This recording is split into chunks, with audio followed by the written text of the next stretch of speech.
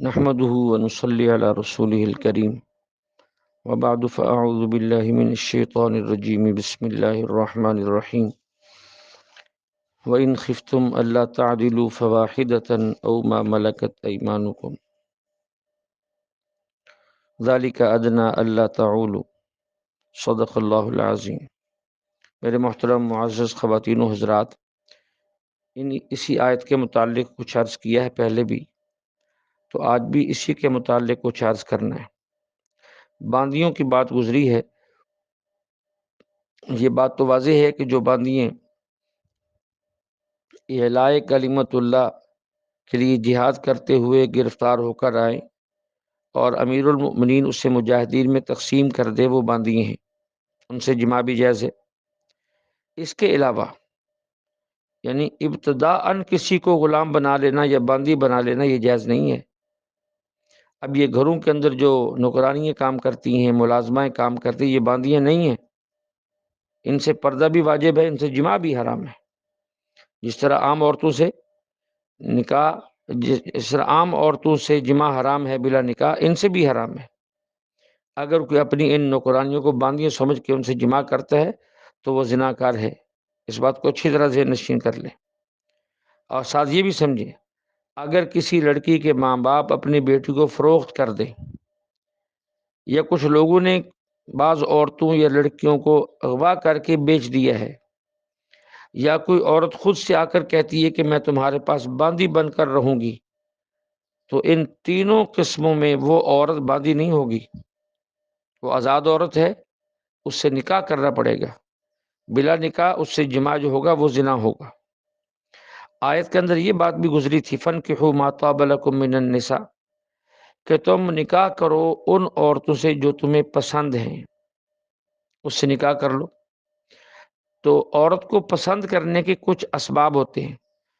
عورت سے جو انسان نکاح کرتا ہے، یہ خاندان کے لوگ رشتہ تلاش کرتے ہیں، کئی باتیں پیش نظر ہوتی ہیں۔ ایک بات اس کا حسن و جمال، کہ لڑکی بہت خوبصورت ہے، اس سے نکاح کر لیا جائے، یا یہ کہ اس کی مالی حالت، جیسے میں نے ابھی کچھ گزشتہ درسوں میں عرض کیا کہ کسی بڑے آدمی کی ایک ہی بیٹی ہے اور سب جانتے ہیں کہ سارا مال جو ہے اس لڑکی کو آنا ہے، یا اس لڑکی کی ملکیت میں پہلے سے بہت سا مال ہے اور بہت سی جائیداد ہے، تو لوگ اس وجہ سے بھی نکاح کرتے ہیں کہ اس کے ساتھ مال بھی آئے گا، یہ بھی ایک وجہ ہے۔ اور تیسری بات فرمائی دینداری، خوش خلقی، اور بھی بہت سے عورتوں کے اندر اچھے اوصاف ہوتے ہیں۔ تو آیت کا حکم عام ہے کہ خوبی والی عورتیں تلاش کرو۔ خوبی والی عورتیں تلاش کرنا کوئی غلط کام نہیں ہے۔ ایک آدمی کہتا ہے کہ میں نے حسین و جمیل لڑکی سے شادی کرنی ہے، تو ٹھیک ہے، اس کی چاہت ٹھیک ہے کہ میں نے ایسی عورت سے شادی کرنی ہے جس کے ساتھ بہت سا مال آئے، کوئی حرج نہیں، اس کی اجازت ہے۔ لیکن حضور علیہ الصلوۃ والسلام کا یہ ارشاد بھی پیش نظر رہے کہ عورت سے نکاح 4 وجہوں سے کیے جاتا ہے، یا تو اس کے حسن و جمال کی وجہ سے، یا مال کی وجہ سے، اور یا اس کے بڑے اور بلند اور اعلیٰ نسب کی وجہ سے، یا پھر دینداری کی وجہ سے۔ آپ نے فرمایا کہ اے مخاطب، تو دینداری والی عورت کو حاصل کر کے کامیاب ہو جا۔ تیری کامیابی کس میں ہے کہ اگرچہ ان 4 خوبیوں والی عورتوں میں سے نکاح کرنا جائز ہے، لیکن بہتر اور افضل کیا ہے کہ دینداری کو پیش نظر رکھا جائے، اسے ترجیح دی جائے۔ اسی طرح آپ علیہ الصلوۃ والسلام نے اچھی بیوی کی کچھ صفات بیان کی ہے۔ ایک حدیث آپ علیہ الصلوۃ والسلام کا فرمان کہ ساری دنیا کی ساری نعمتیں نفع کی چیزیں، اور دنیا کے منافع بخش چیزوں میں سب سے بہترین چیز نیک بیوی ہے۔ حضرت ابو ہریرہ سے ایک روایت ہے، آپ علیہ الصلوۃ والسلام نے ارشاد فرمایا کہ بہترین عورتیں کون ہیں؟ اس میں ایک صفت بیان کی کہ جو ہمارے یہاں نہیں ہے، جو اونٹ پہ سوار ہوتی ہیں۔ یہ عرب کی عورتوں کی صفات میں سے ایک صفات تھی۔ قریش کی وہ عورتیں جو بچوں پر بہت زیادہ شفیق ہوتی ہیں، شوہر کے مال کی بہت زیادہ حفاظت کرتی ہیں۔